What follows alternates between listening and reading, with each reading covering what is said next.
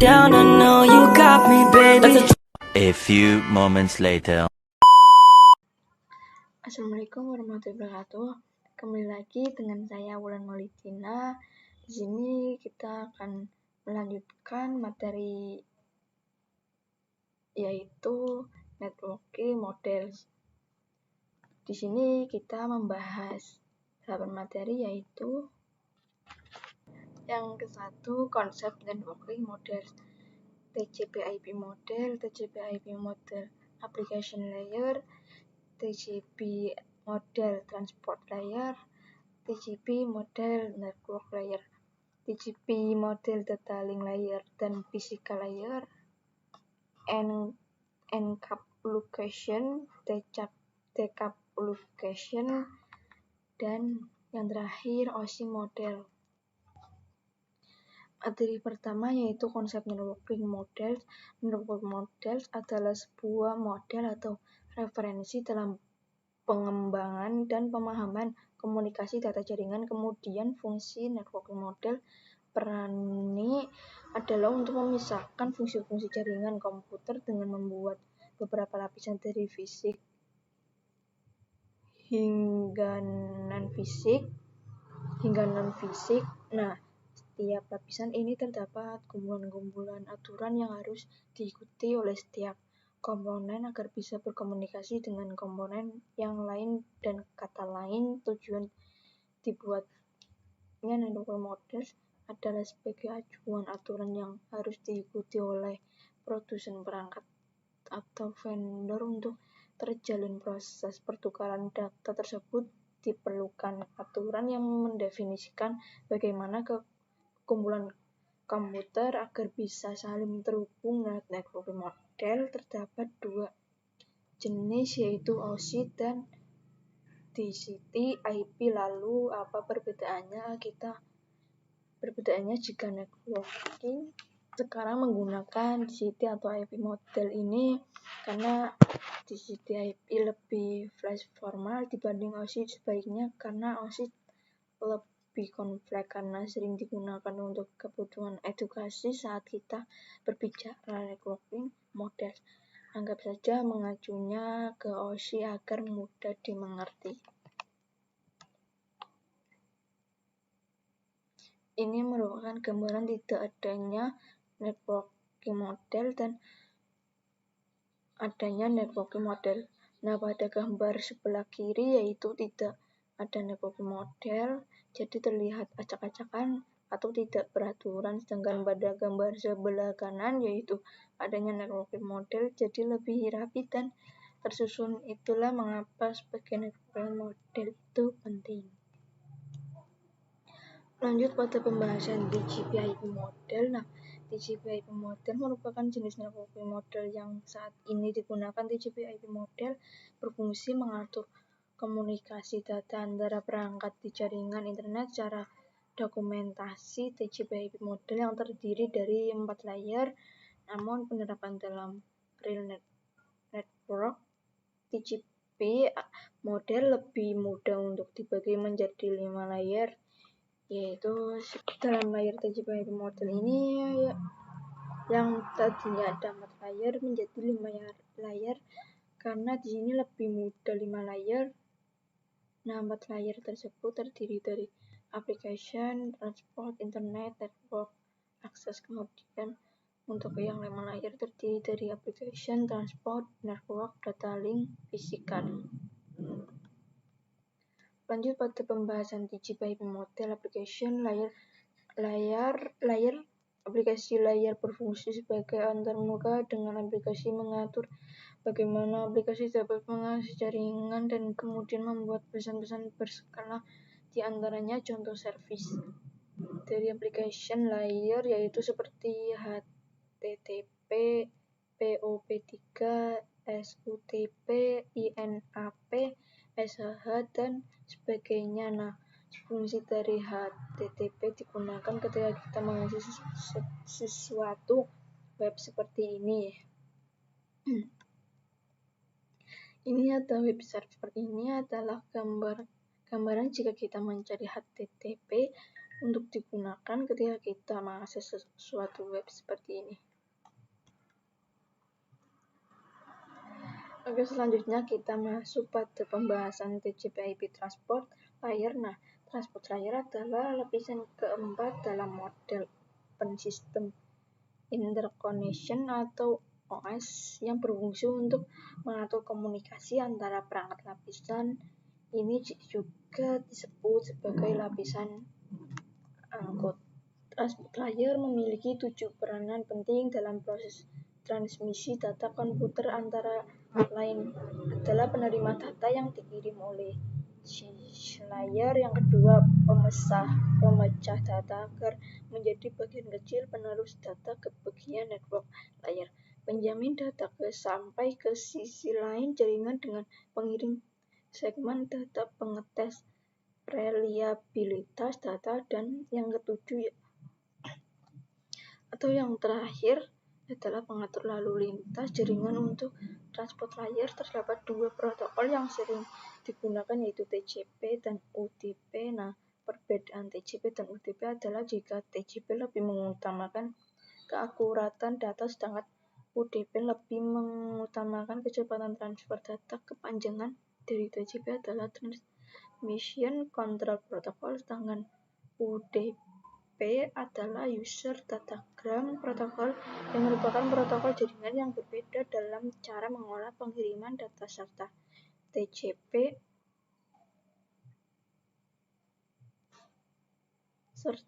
TCP digunakan untuk IP karena support error checking, sedangkan UDP digunakan untuk video streaming, games, dan aplikasi lain yang membutuhkan kecepatan data. Kemudian salah satu mekanisme yang disediakan oleh Transport Layer khususnya pada TCP yaitu Error Recovery Mechanism.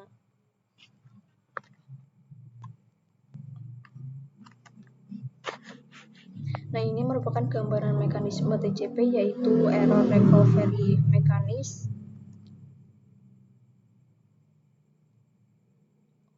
Lanjut pada pembahasan TCP/IP model network layer. Network layer adalah lapisan ketiga dari bawah yang bertanggung jawab untuk menentukan jalur terbaik atau routing dan pengalaman logis atau IP address agar data dapat dikirim dari satu perangkat ke perangkat lain. Di berbagai jaringan IP menyediakan 2 fitur yang sangat penting, yaitu addressing dan routing, yang berfungsi untuk menangani konektivitas dan pemilihan jalur. Lalu apa perbedaan antara keduanya? Nah, untuk addressing merupakan IP address itu sendiri, yaitu memberikan nama pada perangkat di jaringan komputer, sedangkan untuk routing merupakan salah satu fitur yang disediakan pada IP di bagian network layer yang bekerja layaknya kantor pos, yaitu mencari rute tercepat untuk sampai tujuan. Contoh penerapan pada network layer adalah saat kalian mengirim email, lapisan jaringan memastikan bahwa email tersebut dikirim ke server penerima yang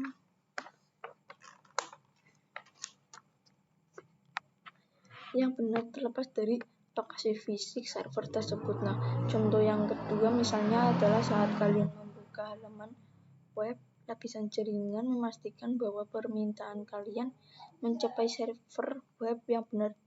Nah, di sini juga terdapat 2 jenis IP, yaitu IP versi 4, yaitu terdiri dari 4 blok dan di mana setiap bloknya terdiri 8 bit, serta jika dijumlahkan memiliki 32 bit. Sedangkan untuk IP versi 6 yaitu terdiri dari 8 blok dan jika dijumlahkan memiliki 128 bit. Nah, contohnya di sini saya mempunyai 2 server atau komputer yang memiliki IP berbeda. Maka jika ingin saling berkomunikasi, kita tinggal menyebutkan IP satunya agar bisa saling terhubung, yaitu misal dari server 1 IP-nya 192.168.1.2, kemudian saya akan menghubungkan ke server satunya. Jadi saya tinggal menyebutkan IP satunya, saya misal kedua IP-nya 1 92.168.1.3. Maka saya hanya menyebutkan itu nanti bisa saling terhubung seperti ini, yaitu dengan perintah ping 192.168.1.3 atau ping 192.168.1.2. Ini ya IP-nya untuk menyesuaikan misalnya IP-nya berapa, tinggal di depannya dikasih ping saja.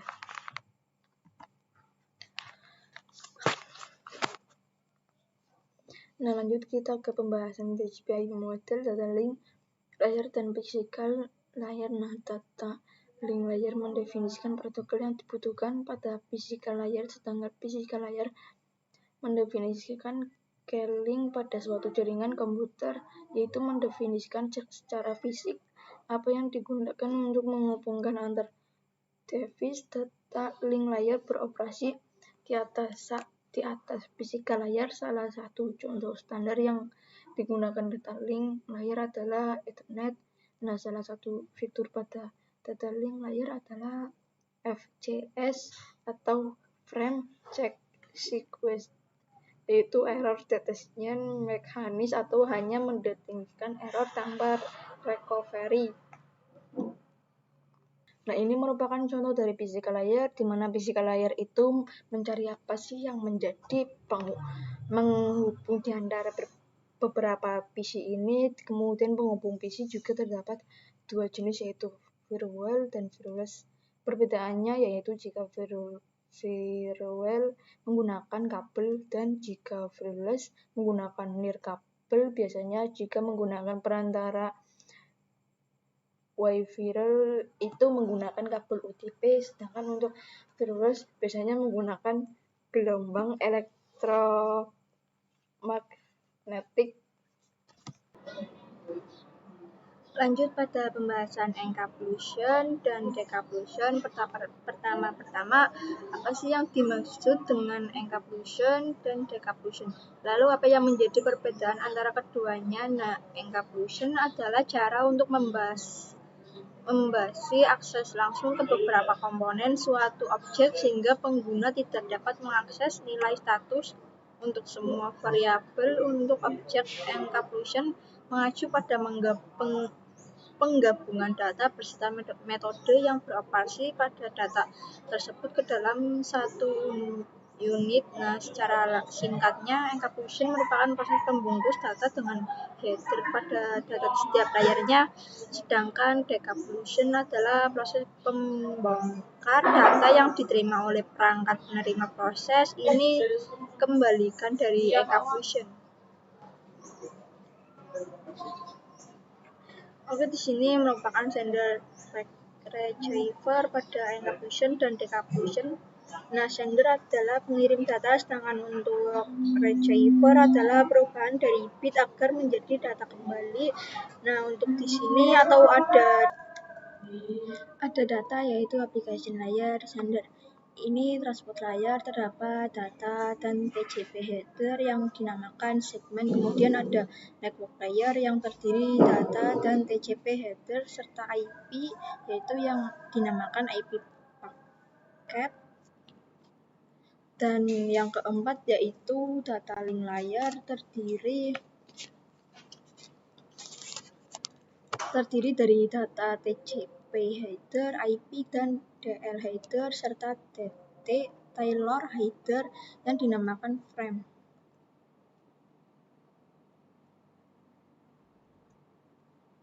Oke, kita lanjut ke pembahasan yang terakhir, yaitu OSI model. Oke, sebelumnya OSI itu apa sih? Nah, OSI adalah singkatan dari Open System Interconnection yang merupakan kerangka kerja konseptual yang membagi fungsi komunikasi jaringan menjadi 7 lapisan. Model ini diciptakan oleh International Organization for Standardization atau ISO pada tahun 1984.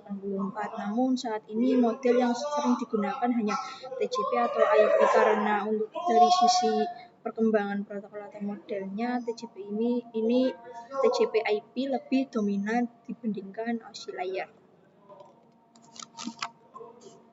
Nah, di sini saya sudah menyiapkan layar pada OSI model dan TCP/IP model. Nah, untuk yang OSI model yaitu terdapat 7 layar. Yang pertama application layer, presentation layer, session layer, transmit layer, network layer, data link layer, dan physical layer. Nah, untuk pada TCP/IP model dan application layer itu dibagi menjadi 3. Di OSI model yaitu TCP model itu terdapat application layer saja, sedangkan di OSI model itu dibagi lagi menjadi 3, yaitu application, presentation, dan session.